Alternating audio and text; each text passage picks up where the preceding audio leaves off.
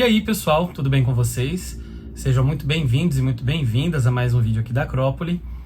Eu sou o Luigi e no vídeo de hoje eu vou falar um pouquinho sobre as minhas impressões e algumas reflexões que eu acabei fazendo, bem curtas, tá? Não vou me aprofundar muito, mas que me deram assim insights a partir da cerimônia de abertura dos Jogos Olímpicos de Paris, né? Se você vive no planeta Terra e acompanha mais ou menos as notícias, nesse período aí do finalzinho de julho e as 2 primeiras semanas de agosto está acontecendo a 33ª edição dos Jogos Olímpicos de verão e estão acontecendo em Paris pela 3ª vez, né? A capital francesa, a Cidade Luz, sediou os Jogos em 1924 e agora em 2024, 100 anos depois, volta a sediar os Jogos. Isso aqui tá longe de ser um canal esportivo, embora eu goste muito de competições esportivas, acompanho desde sempre, mas aqui é um canal de livros, né? E por que eu tô falando isso? Porque a cidade de Paris, ela inovou muito nessa cerimônia de abertura e eu percebi que foi meio 8 ou 80, as pessoas ou gostaram muito ou não gostaram nem um pouco, né? Eu não fui tão 8 ou 80, mas fiquei bem mais do lado de que gostou muito e se emocionou muito, né? Vocês sabem, né? Eu sou professor de francês, então já faz algum tempo eu tenho contato com a cultura, então me emocionou muito ver alguns lugares que eu já visitei, dos quais eu falo em aula, né? Então, assim, foi muito marcante, né? Teve uns probleminhas aí de chuva, de ser muito longa, eu acho. Mas eu acho que eles acertaram muito, né? Porque é a primeira cerimônia feita fora de um estádio olímpico, né? Sempre a cerimônia é feita em um estádio olímpico. E dessa vez eles usaram a cidade de Paris como cenário, né? Então eles usaram vários pontos turísticos. Os atletas, eles desfilaram, digamos assim, em barcos, né, nos bateaux-mouches ali do Rio Sena. Então foi uma experiência bem diferente, assim, né? Não sei se vai ser repetido um dia, mas foi bem diferente.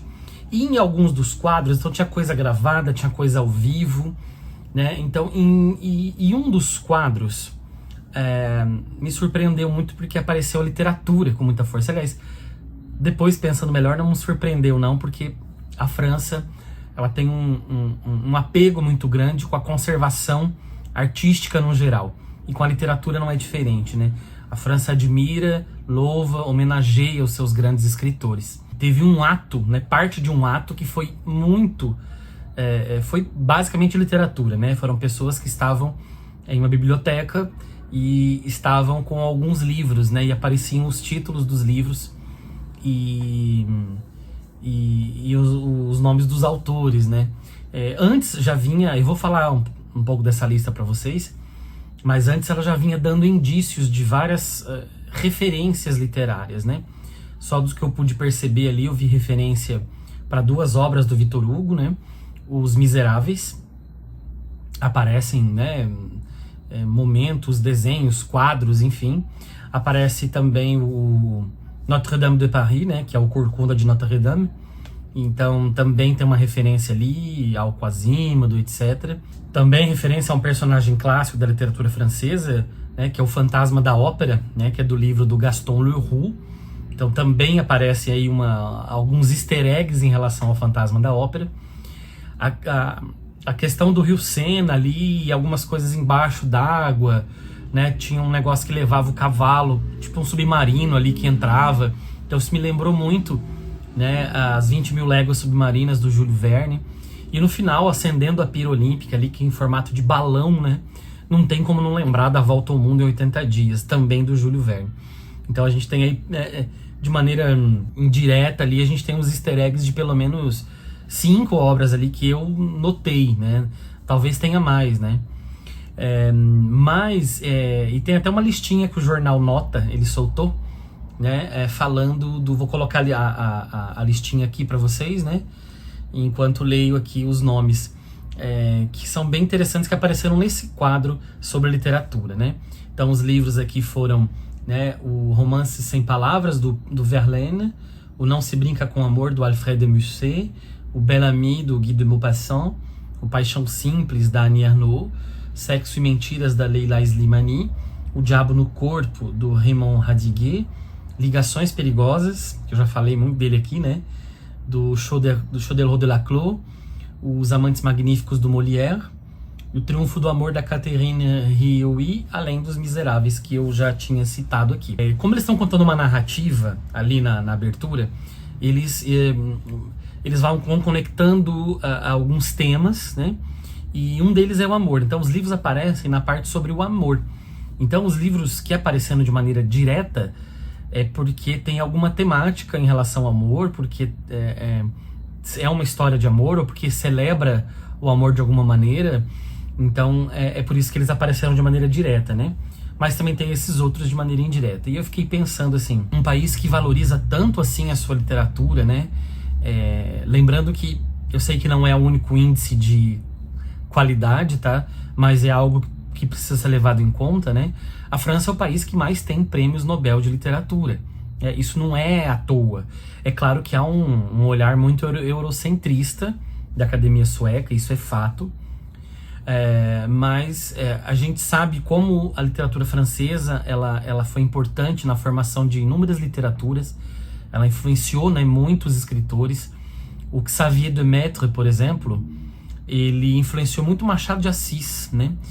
O Baudelaire, por exemplo, ele formou, digamos assim, não sei quantos escritores brasileiros, principalmente o Cruz e Souza, né? Então, assim, a gente tem, e isso só para citar dois aqui, né? A gente pode falar de inúmeros de outros lugares do mundo e também do Brasil. Então, é uma literatura com muita força. É uma literatura que foi muito bem exportada, mas é uma literatura que representa muito o olhar do seu povo. E uma literatura que conta a história do seu povo e que é reflexo da história do seu povo. E também contribui para a formação de toda uma narrativa de uma história de nação, uma história de povo. E, evidentemente, que ao longo de muitos tempos foi uma visão muito centrada, né, numa ideia de superioridade, talvez, né, mas assim, em relação ao outro, de um francês mais puro, digamos assim, né. É claro que eu sei, os livros não passam necessariamente essa mensagem, mas o corpus, ele é mais ou menos feito isso, até porque só homens brancos podiam escrever, né. E é muito legal também de ver hoje que a literatura francesa está super diversa, né. A gente tem aí a Leila Slimani, que eu acabei de citar aqui, ela é de origem marroquina, né. Falo muito da Scholastique, que escreve em francês, publica na França, mas é de Ruanda, né. Só para citar dois nomes também. Então a literatura francesa ela também soube, ao longo do tempo, se diversificar, né?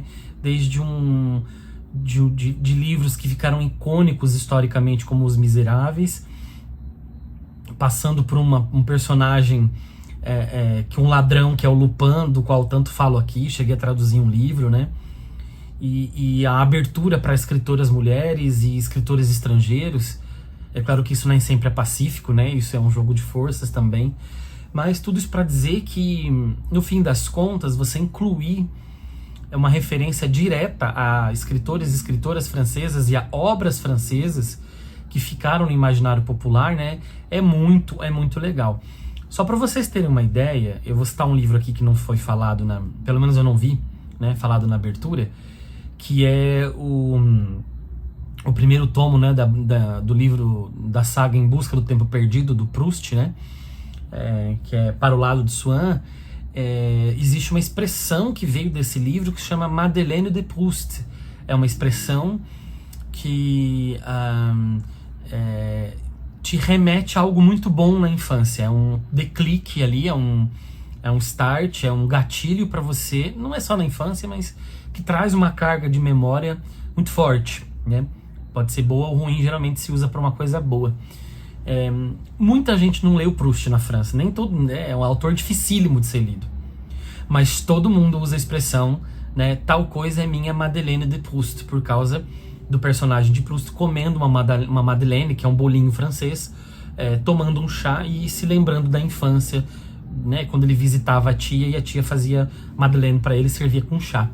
Então, e aqui, gente, eu não tô querendo ficar assim, ele é paga-pau de europeu, como eu escuto muita gente dita progressista falando essas bobagens, né? Mas não é isso, eu tô dizendo que eu tô olhando que eles tiveram evidentemente capacidade para isso e tiveram como eu posso dizer, tempo para poder conseguir valorizar os próprios escritores, né? Então isso é muito bonito, tudo que eles fizeram. É muito bonito ver a literatura representada num acontecimento tão grande, né? O mundo inteiro tá olhando para as Olimpíadas, tem competidores, envolve muito dinheiro, envolve visibilidade, mídia, né? E aí dentro dos quadros, além de todos os muito legais que foram colocados, né? Colocar a literatura ali, né? Então assim, isso é muito legal. E eu fico pensando no Antônio Cândido, né? Da literatura enquanto direito humano, né? Ou seja, a literatura ela é um direito, porque a literatura nos humaniza. A literatura nos faz refletir, nos faz pensar. A literatura, né, a literatura de ficção que eu falo aqui, né? E vou incluir aqui, né, o romance, o conto, a poesia, o gênero dramático, enfim, a crônica, entre outros, né? Eles não têm necessariamente um didatismo, eles não precisam, a literatura ela não vem para necessariamente ensinar nada, né? Mas ela é tão forte, ela é tão poderosa que ela consegue fazer com que a gente olhe para o nosso redor, né? Que a gente olhe para o outro, para que a gente olhe para dentro de nós mesmos. E isso vai dando um molde muito grande para falar da gente enquanto país, da gente enquanto indivíduo, da gente enquanto sujeito na sociedade, da gente enquanto uma peça de um mosaico onde há outras pessoas também que talvez sejam menos ou mais desfavoráveis que você, né? Então assim, a literatura ela te faz pensar em inúmeras coisas, mesmo até um livro mais como eu posso dizer assim, sem querer usar a dicotomia alta e baixa literatura, que foi sempre usado aí, né? Mas o livro está mais preocupado com uma narrativa, com o prazer de ler apenas, né? Não está propondo nenhuma grande reflexão. Até esses livros trazem muita coisa. Então o que eu quero dizer aqui é que um país que valoriza a sua literatura, ele não é um país perfeito, mas ele é um país que consegue, né, olhar por cima do muro, porque a literatura nos permite isso, olhar por cima do muro e tentar visualizar alguma coisa diferente, né? Acho que foi o Faulkner que falou. A literatura, ela na verdade, ela não vai iluminar uma escuridão, mas a literatura ela é um fósforo que você acende, e quando você acende esse fósforo, você percebe o quanto de escuridão tem ao seu redor.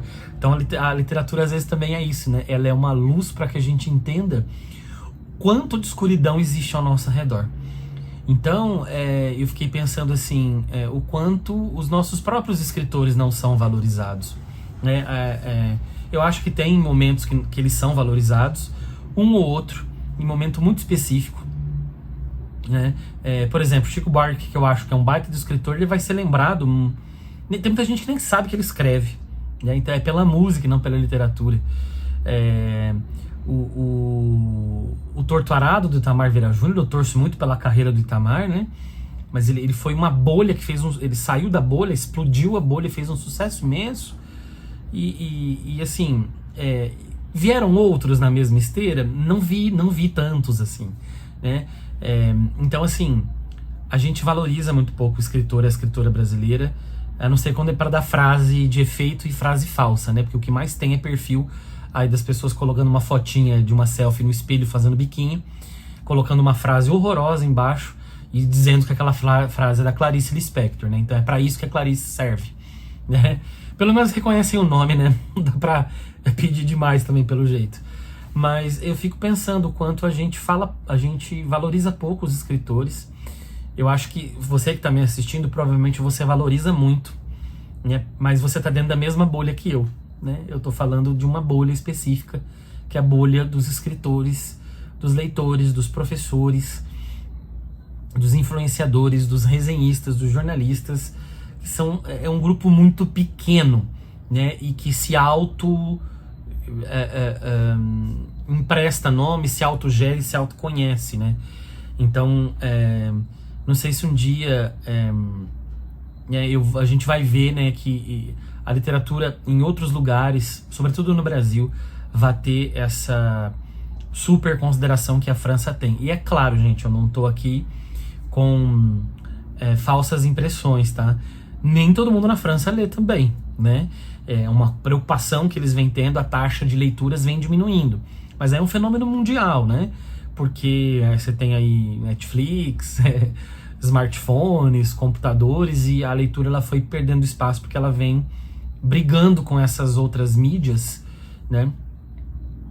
Disputando o espaço. Aí se você lê, mas você também vê um filme, né? Ao invés de você ler 2 livros, você vai ler um livro e vai ver um filme. Então, eles estão preocupados também com isso, né? Porque eles estão preocupados com a capacidade que o próprio povo tem de pensar e de refletir a partir da leitura, que é um bem imaterial e que bota o teu cérebro aí para funcionar, né? De alguma maneira. Então, só para ter uma ideia de como eles têm esse apreço pela leitura e pela literatura. E longe de querer ficar passando, né, pagando pau para europeu, como se diz aí, eu acho que a França pode ser um grande exemplo para que a gente, de alguma maneira, possa tentar entender o que falta para a gente, né, conseguir chegar. Eu sei que, né, o Brasil é um país com 500 anos de história, a França é um país já com praticamente 2000 anos, né? Assim, não como França, mas enquanto povo. Então, às vezes é difícil comparar. Eles tiveram tempo de passar por algumas coisas que nós não tivemos, né? Talvez a nossa Revolução Francesa nem tenha acontecido ainda, né? Se é que dá para usar esses termos. Mas fica aí a reflexão, né? E fica aí a pergunta: como é que a gente faz, inspirados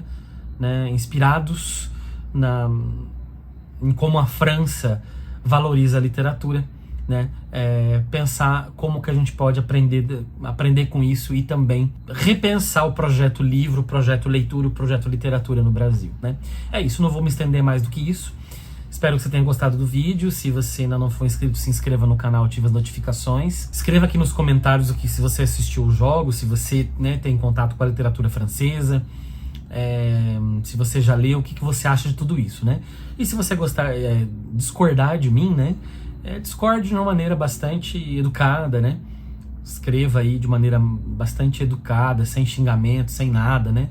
Para que a gente troque uma ideia aí, que a gente possa conversar sobre esse assunto, que é um assunto que, né, longe de, né, não vai se esgotar nos comentários. É um assunto que a gente pode ir discutindo daqui até o século 22, né? Enfim, e é isso, pessoal, fico por aqui.